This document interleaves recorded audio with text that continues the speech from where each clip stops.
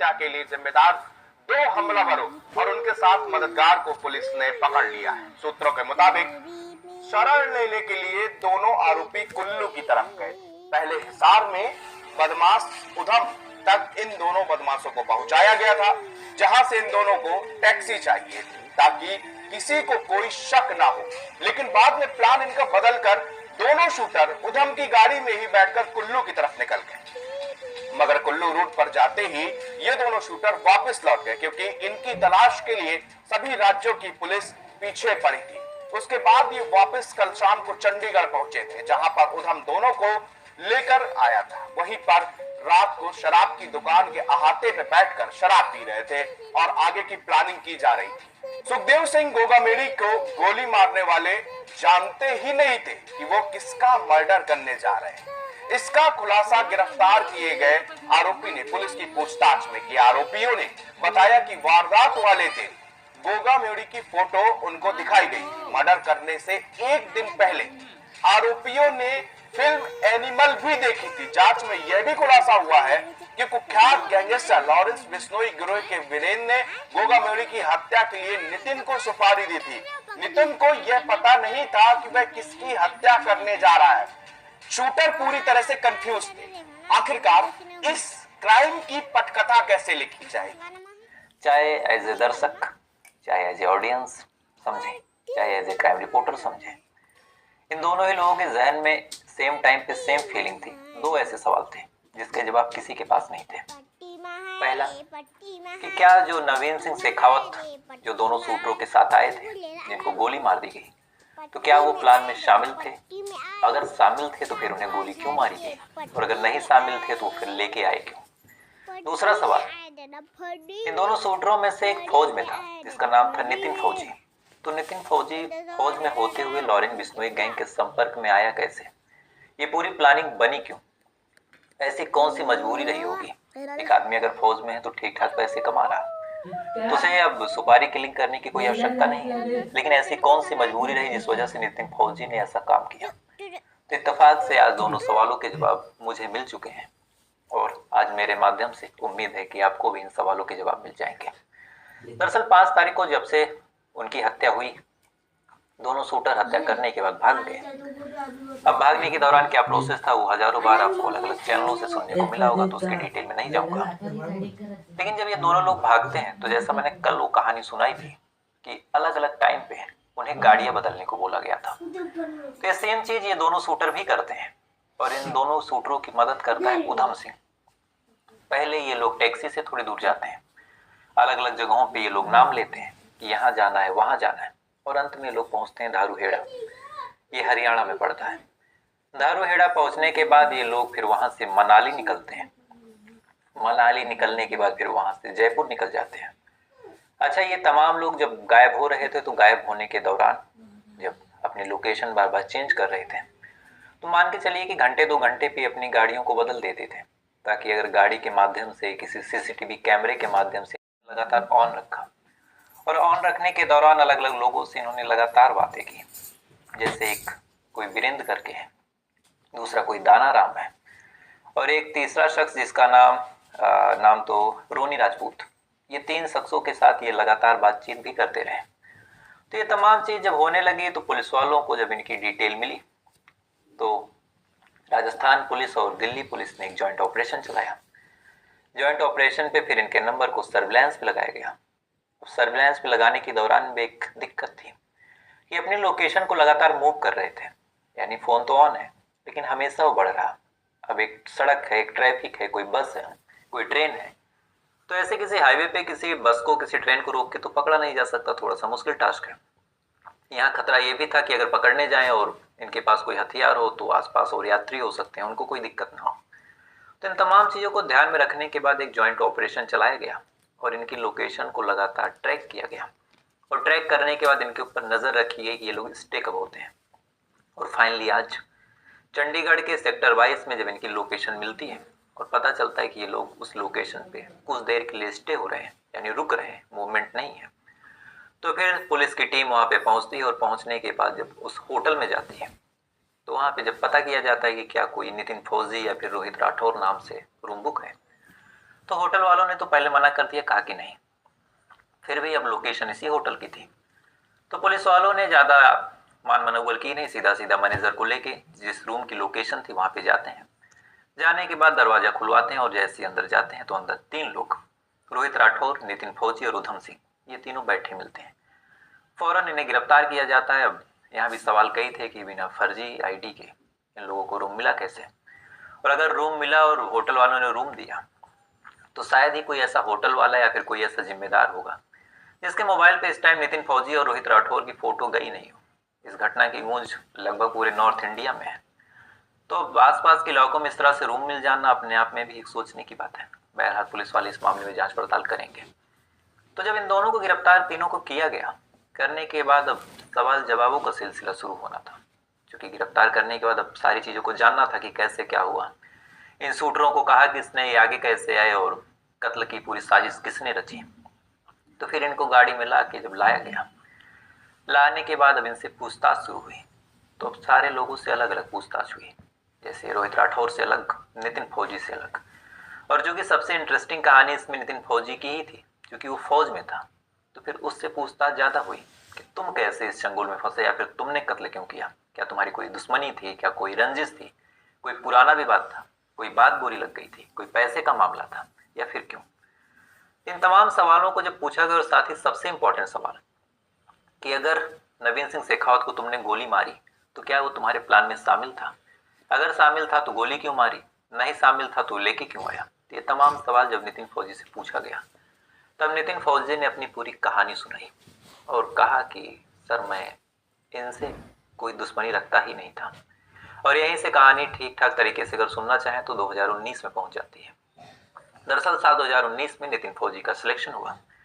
ये हरियाणा के महेंद्रगढ़ का रहने वाला, वहीं पे पला बड़ा, फौज की तैयारी कर रहा था। इनके जो फादर हैं, इनके जो पिता हैं अशोक कुमार, वो भी पेशे से फौज में ही थे, वहां से रिटायर हो चुके थे। ये 2 भाई हैं, जो इनसे बड़ा भाई है वो भी फौज में था। तो कहीं ना कहीं देश की सेवा का जज्बा कहें या फिर आर्मी की नौकरी का जुनून कहें, ये तमाम चीजें नितिन फौजी के खून में पहले से ही थी। 12th में ही इसने तैयारी करनी शुरू कर दी, पढ़ने लिखने में बेहद अच्छा था। इसके दोस्तों ने ये बताया कि अगर ये फौज में न जाता तो शायद कोई आईआईटी या फिर कहीं बढ़िया संस्था में बढ़ के बीटेक एमटेक कर रहा होता, साइंस वगैरह इसकी बड़ी अच्छी थी। लेकिन अब फादर और बाकी बड़े भाई जो थे वो फौज में थे, तो इसने भी फौज ज्वाइन करने का फैसला किया, तैयारी की। साल 2019 में इसका सिलेक्शन होता है, उसके बाद ये अलग अलग जगहों पे पोस्टेड हो जाता है। साल 2019 से ये नौकरी करता है।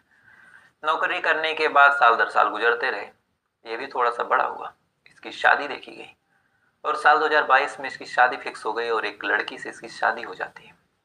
शादी होने के बाद कुछ टाइम तक अपनी बीवी के साथ रहता है। रहने के बाद वापस फिर पहुंच जाता है अपनी ड्यूटी पे। अलवर में इसकी पोस्टिंग थी, वहीं से लगातार ये ड्यूटी कर रहा था। करने के दौरान अब साल 2023 के इसी नवंबर महीने में जो पिछला बीता, उसी में छुट्टी पे आता है, 2 दिन की छुट्टी पे। और इससे पहले तक ना ये किसी लॉरेंस बिश्नोई गैंग को जानता था, ना ही किसी रोहित गोदारा को जानता था, ना ही संपत नेहरा को जानता था। अब तक ये चुपचाप फौज की नौकरी कर रहा था। इसके बाद 2 दिन की छुट्टी पे 8 नवंबर को वहां से आता है। आने के बाद अपने घर वालों से मिलता है। मिलने के बाद इसके पास एक बाइक थी, ये बाइक को स्टार्ट करता है, इसकी बाइक स्टार्ट नहीं होती। तो फिर इसे लगा कि अब बाइक स्टार्ट नहीं हो रही, अब ऐसे पड़ी रहेगी, खराब हो जाएगी, तो एक काम करता हूँ, इसको बनवा लेता हूँ। अब ये बाइक लेके बनवाने निकलता है। और यहीं से अब 2 थ्योरी आती हैं। एक थ्योरी जो ये खुद अपने मुंह से बता रहा, और दूसरी थ्योरी जो हरियाणा पुलिस की है, जो मैंने आपको 2 दिन पहले भी बताई थी। दरअसल जब ये बाइक लेके निकलता है, इसी के बाद से आज तक इसका इसके घर वालों से कोई कांटेक्ट नहीं। तो जब ये सवाल पूछा गया कि 9 तारीख को तुम बाइक बनवाने निकले, फिर तुम घर क्यों नहीं गए, तो यहीं से अब हरियाणा पुलिस की जो थ्योरी है वो सुन लीजिए। महेंद्रगढ़ में एक शख्स है जिनका नाम है गोविंद शर्मा उर्फ प्रताप। गोविंद शर्मा का 9 तारीख को अपहरण हो जाता है। अपहरण करने वाले 3 लोग थे, उसमें से एक नाम था कुलदीप राठी का, एक लड़का कोई और था, और तीसरा नाम नितिन फौजी। अब ये 3 नाम जैसे निकल के सामने आता है, पुलिस वाले पकड़ने के लिए, बचाने के लिए दबिश डालते हैं। पकड़ने बचाने के दौरान कुलदीप राठी और एक लड़का गिरफ्तार हो जाता है, लेकिन तीसरा लड़का यानी जो पुलिस के रिकॉर्ड में है नितिन फौजी, वो फरार हो जाता है। फरार होने के दौरान उसने पुलिस वालों पे फायरिंग भी की।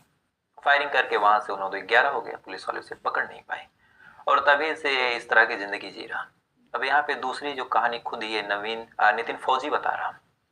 नितिन फौजी की अपनी कहानी है कि उसे एक फर्जी मामले में फंसाया गया और जब इसे फर्जी मामले में फंसाया गया तो फर्जी मामले में फंसाने के बाद अब इसे डर लगने लगा कि अगर ये फर्जी मामले में फंस गया है और फौज वालों को पता चलेगा कि ये किसी मामले में मुलजिम है तो इसकी नौकरी पे संकट आ जाएगा।